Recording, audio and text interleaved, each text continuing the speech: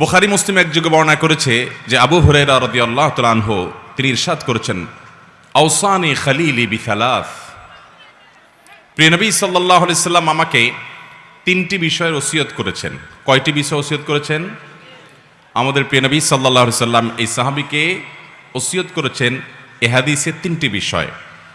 লা আদাহুন্না হাত্তা আমুত, আমি মৃত্যুর আগ পর্যন্ত এই তিনটি কাজ কখনো ছাড়ব না, কারণ এই তিনটি কাজ যেন আমি সব সময় করি।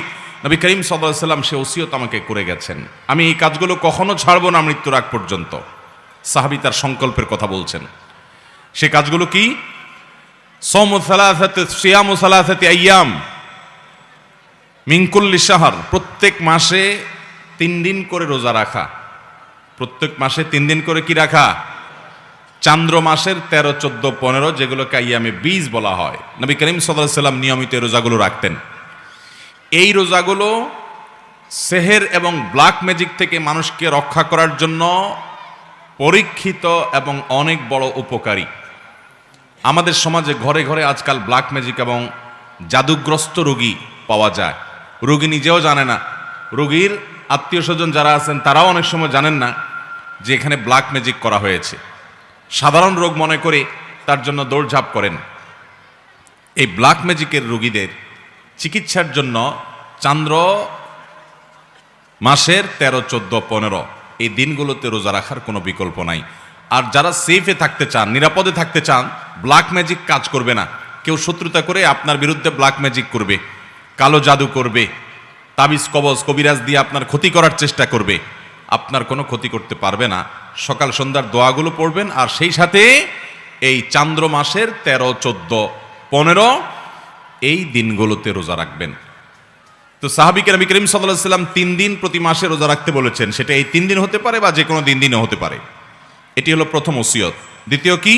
ওয়াসসালাতুদ দুহা, চাষতের নামাজ যেন আমি কখনো না ছাড়ি। নবী সাল্লাল্লাহু আলাইহি সাল্লাম আমাকে ওসিয়ত করেছেন। ওসিয়ত সাধারণ উপদেশ না, ওসিয়ত হলো মনের গভীর থেকে নিংড়ানো উপদেশ, যেটা কখনো ছাড়বা না। পরম আপনজনদেরকে মানুষ ওসিয়ত করে। নবী সাল্লাল্লাহু আলাইহি সাল্লাম তার সাহাবীকে ওসিয়ত করেছেন যে প্রতি মাসে 3 দিন নফল রোজা রাখা, এটা ছাড়বা না। আর চাষতের নামাজ কখনো ছাড়বা না। এই হাজার হাজার মানুষের সমাবেশ, না হলেও 30-40 হাজার মানুষ হবে। এত মানুষের মধ্যে মাত্র 2 জন লোক হাত তুলেছেন।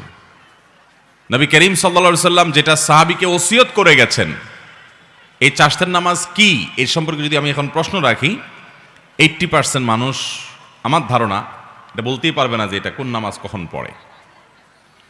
আর এই কারণে এই বিলুপ্ত হয়ে যাওয়া আমলটিকে পুনর্জীবন দেওয়ার জন্য, পুনঃপ্রতিষ্ঠা করার জন্য আমি এই বিষয়ে কথা বলতে চাই। আল্লাহ রাব্বুল আলামিন আমাদেরকে এটা পুনরায় প্রতিষ্ঠা করার তৌফিক দান করুন।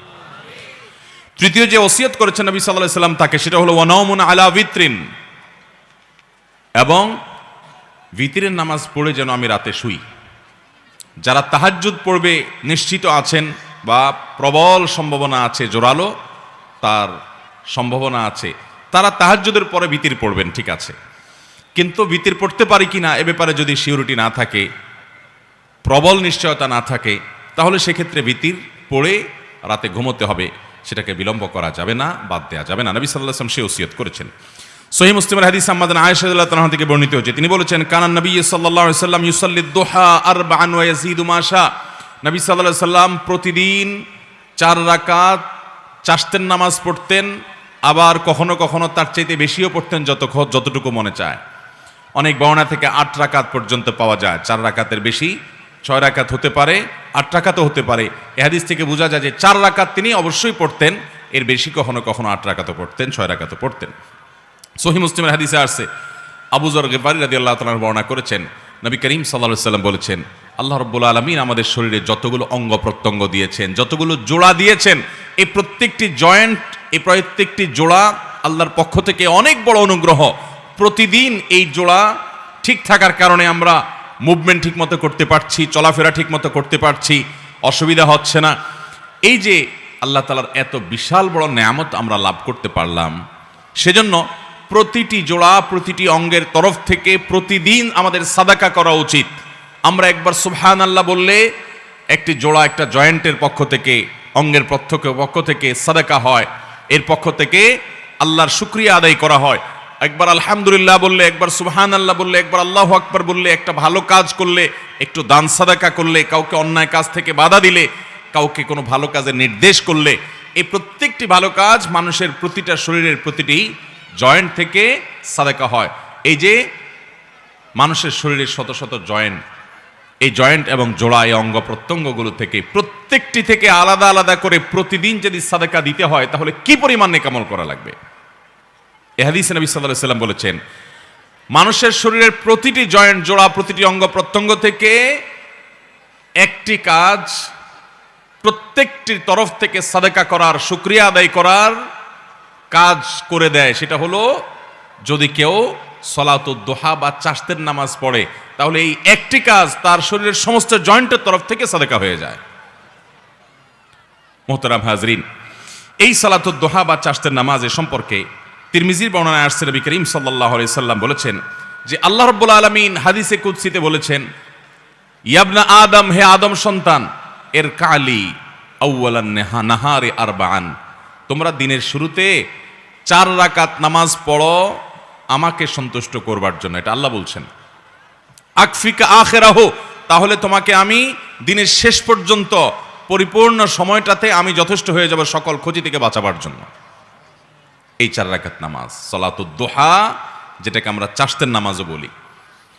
নবী আলাইহিস সালাম অন্য হাদিসে বলেছেন, লা ইউহাফিযু আলা সালাতিদ দুহা ইল্লা আওয়াব, যারা আল্লাহর দিকে ধাবিত, আল্লাহর দিকে অগ্রসর, এলিট শ্রেণীর মুসলমান, সাধারণ শ্রেণী না, একেবারে সর্বোচ্চ মর্যাদার, সর্বোচ্চ শ্রেণীর আপার ক্লাসের মুসলমান যারা, এই আপার ক্লাসের মুসলমান, তাদের কাজ হলো আল্লাহর পথে ধাবিত তারা থাকে, আল্লাহর দিকে ঝুঁকে থাকে, আল্লাহর দিকে অগ্রসর থাকে।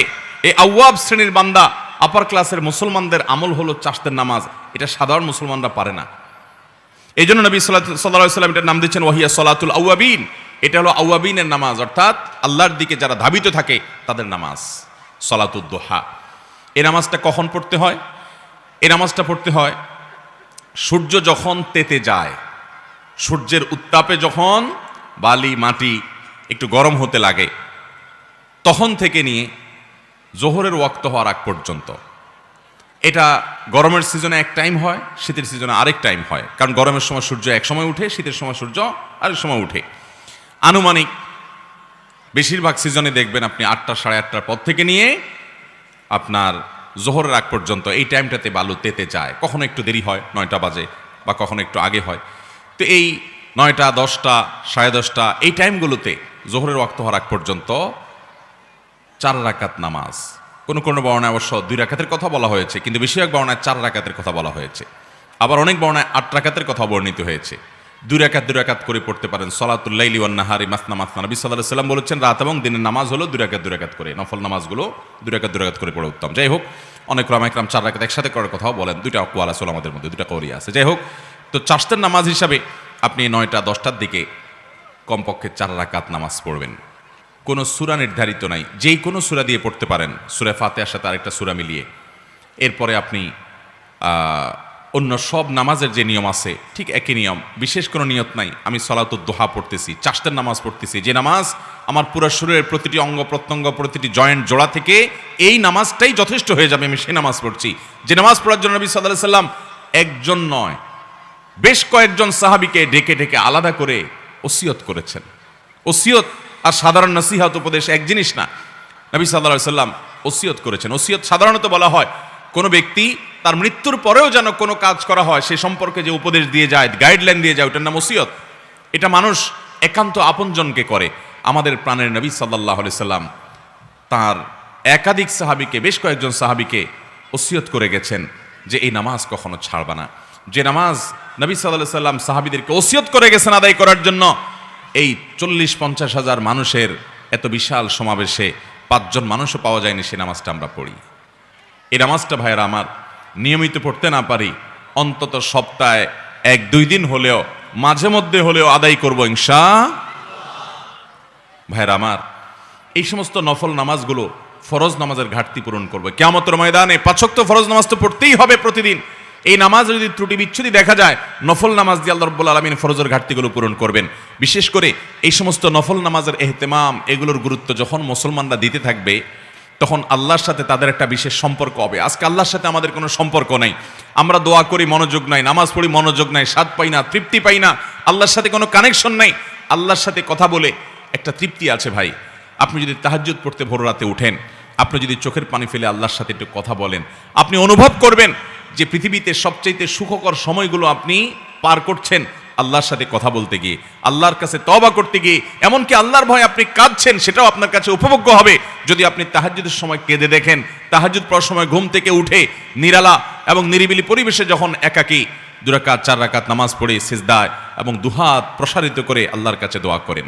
আল্লাহ তাআলা আমাদেরকে এই গুরুত্বপূর্ণ আমলগুলোকে সারা জীবন আঁকড়ে ধরে রাখার তৌফিক দান করুন। চেষ্টা করব তো ইনশাআল্লাহ। ভাইরা আমার, এই চারটার নামাজ সালাতুদ দুহা, এটা আমাদের সমাজে সবচেয়ে বেশি কঠিন হয়ে গেছে। এর বিশেষ কারণ একটি, যে আমাদের 9টা 10টা এটা হলো কাজের ভয়ঙ্কর সময়।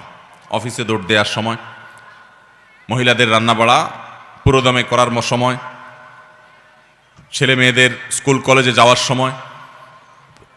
এই জন্য আমরা অনেকে এটা পড়তে পারি না। অথচ আমরা এই টাইমে অন্যান্য অনেক কাজ করি। এই কাজের ফাঁকে 4-5 মিনিট সময় বের করা, 5-10 মিনিট সময় বের করা কঠিন কিছুই না। এর জন্য দরকার হলো প্রতিজ্ঞা, এর জন্য দরকার হলো দৃঢ় প্রত্যয়। নবী আলাইহিস সালাম সাধারণত এই নামাজ কখনো ছাড়তেন না। সবসময় এই সালাতুদ দুহা পড়ার চেষ্টা করবো তো ইনশাআল্লাহ। অন্য কোনো নফল নামাজ, অন্য কোনো সুন্নাহ এইভাবে পরিত্যক্ত হয় নাই আমাদের সমাজে। নামাজের মধ্যে যত সুন্নাত নামাজ আছে, যে নামাজগুলো নবী সাল্লাল্লাহু আলাইহি ওয়াসাল্লাম পড়তেন, সেগুলোই সুন্নাত। এই নামাজকে আপনি নফল নিয়ত করলে পড়লেও হয়ে যাবে। আর এটা নবী সাল্লাল্লাহু আলাইহি ওয়াসাল্লাম পড়েছেন, সেই হিসাবে সুন্নত বলা যায় এটাকে। নফল মানে অতিরিক্ত ফরজ ওয়াজিবের বাইরে, সেই হিসাবে। তো অন্য কোনো সুন্নাহ নামাজের মধ্যে